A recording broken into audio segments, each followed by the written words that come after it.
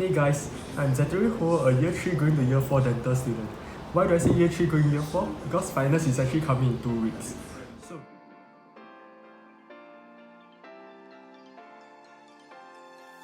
So this is the time where JC, IB, Poly grads are choosing the university of their choice.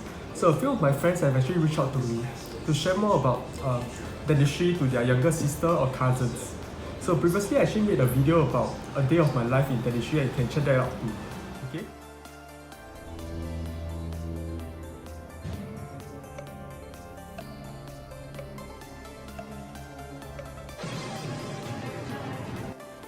So, what's the most common question asked is, why dentistry, not medicine? Well, personally, I think it really depends on person to person, and initially I was rather intrigued by the beauty of medicine too. So, here are some of my thoughts after being in dental school for 3 years. Dentistry vs medicine. Manual dexterity is required more for a general dentist than for a general doctor. Okay? And I feel that dentists have the opportunity to learn hands-on and treat their own patients while learning. Because in year 3, year 4 clinical years, we're actually seeing patients and treating patients practicing under the license of our own doctors. Doctors, I think, will spend a lot of time observing and learning the theories instead. I feel that it's not always necessary for dentists to specialize, and at the undergrad level, I think it's too early to talk about specialization.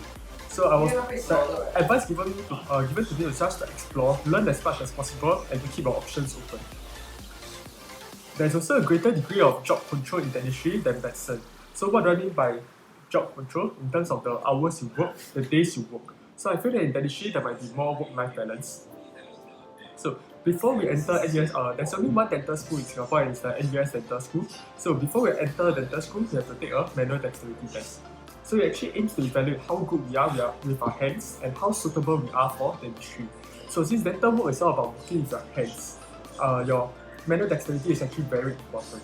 Okay? So there are 3 components to the manual dexterity test which we are put to complete within the time frame of 2 hours. So it might be a little bit different for the upcoming batches due to the COVID situation. Yeah, so there might be changes. Okay? So first we are told to carve a bar of soup into an X-shape with a specific dimension. Then we are told to mold a plasticine into a molar shaped groove. And then we are supposed to bend wires into a 3D shape with specific dimensions. For me, personally, at the age of 16, I actually worked as a Samsung phone technician part-time, so I felt that helped me a little bit with my manual dexterity. Okay. After the manual dexterity test, there will be multiple mini interviews, and introduced in 2016 actually replaces the original panel interviews. Similar to the medicine interviews, there are actually 2 rest stations, a few acting stations, and dialogue stations, and interview stations which are all held by one assessor each. So, next up, I'll be sharing more with you about the perks and cons of dentistry. So, first of all, I'll share with you the perks. Dentistry is very guided. Pre-clinical stages in year 1, we actually work with Fossaco teeth, which are actually plastic teeth, mounted onto a model called Oscar. So Oscar is actually our jaw. Okay, so it actually replicates the patient. After which we move on extracted teeth, again mounted onto our Oscar jaw. After we pass the pre-clinical competencies, we are allowed to treat patients, and after which we actually have to pass clinical competencies. In dental school, we have a fixed timetable, just like a JC timetable, and there are no electives to choose from, and we do not have to bid for our modules. So everything is prepared for you. However, a typical lesson in dental school can go on from 8 AM to 5 PM, and your daily timetable consists mainly of lectures, tutorials, and lab works. Okay? But in year 2, the amount of lab work shoots up significantly, and year 3 and year 4 are when we first start seeing patients. So NUS Faculty of Dentistry is very self-contained. So lectures and clinics are always with the same group of people, which are your classmates. And there's minimal or no interaction with other faculties. So personally for me, I was in a hall in year 1, and year 2 and year 3 I'm actually staying in UTown residence. So I also joined a CCA NUS Line Dance, so from there I actually get to interact with more students from other faculties. So you actually, although as a faculty we don't interact much with other faculties, you can do branch out and interact with them. Okay. So at the same time, I have a very supportive group of close friends who are very close with. Okay, so we all have an interest in gymming, so we actually gym together to battle the stress of dental school. Okay, because our class is very small, everyone is very supportive of each other. When I started in clinics and needed help for someone to help me pour my impression, okay, reason being the impression will distort if it's not popped within 45 minutes. A simple text to the class group and someone has really volunteered to help me. So, how big is our class? My senior class is 54 people, mine is 60 people, and the junior batches have up to 72 people. We also split into groups of 6 people called clusters. So we're also quite close with our cluster. I'm from cluster C and we do whole meetings regularly, our outings regularly. So another part that I like about dentistry is that we are able to interact with our patients. It can be scary for introverts, but one of the reasons why I chose dentistry was I really love interacting with people and dentistry gave me the opportunity to. It is really satisfying when you manage to address the chief concern of the patient and give them a beautiful smile. Okay, in dentistry, we also have to learn how to plan and schedule our patients. I think being organized is a very big plus point as during clinical years, we are in charge of scheduling our own patients, sending reminder texts to our patients to remind them of our dental appointment. Okay? We also have a certain number of clinical slots given to us and we actually have to share and plan them with our lab partners. Okay? In dentistry, you are also never alone. There's a nice system where there's a specific senior in the senior batches to guide you along dental school. A huge shout out to Rachel for guiding me throughout my 3 years in dental school. Okay? So of course, you also have a junior that you need to guide. So I don't know whether this is a pro or con, so I place it under neutral. Okay? But we wear formals during pre-clinical years and scrubs in year 3 and year 4. It's really amazing how different everyone looks in year 3 with the scrubs. And I love the scrubs, it's super comfortable with it. But along with the scrubs comes the responsibility of clinics. Okay? So because we have a very small class, breakouts can get ugly.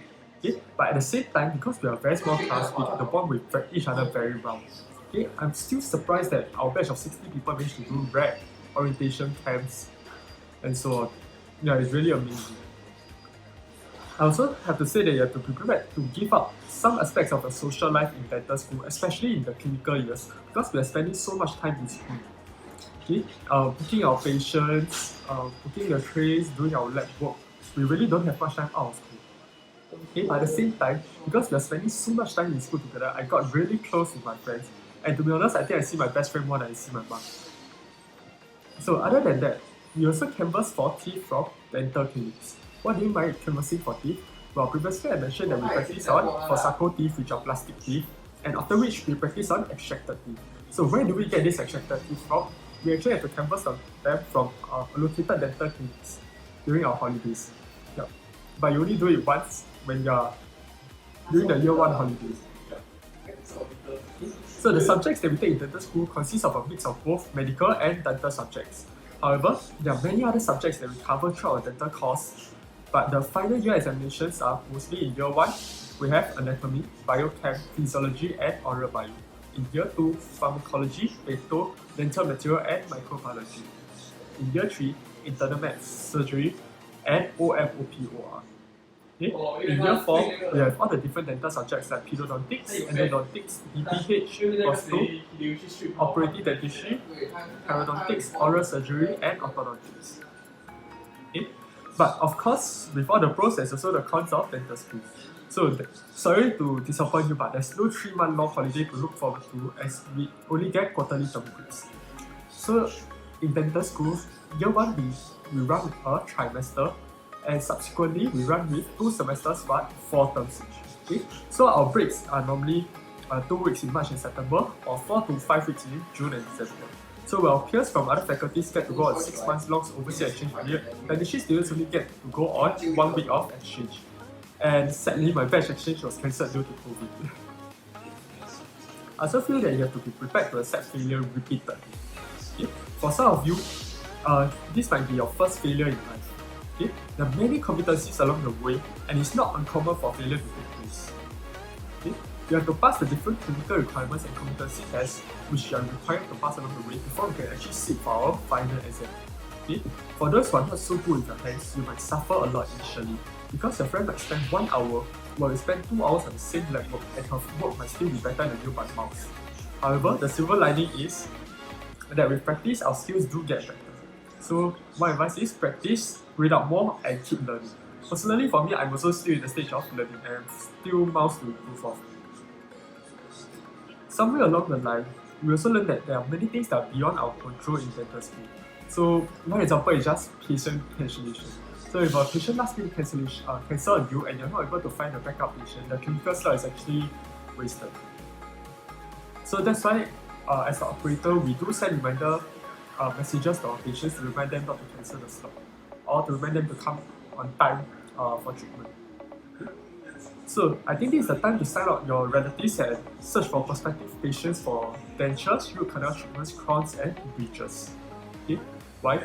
Because these are all part of our requirements to take the final year exam paper, and the school do try to help us with patients fee, but they are generally not enough to supply all of us to clear all the requirements. I think one last important piece of information to note is that NUS dental degree is not recognized internationally. So it's only recognized in Singapore and Malaysia. So if you want to practice overseas or you want to immigrate, you might actually have to take some conversion tests which are very hard to pass. So I think that's one thing that's actually very important. Okay? I might have missed out some stuff, but feel free to text me or slide into my DMs if you have more questions or need help. Okay? For now, it's back to the books and study for finals. Thanks guys, see you!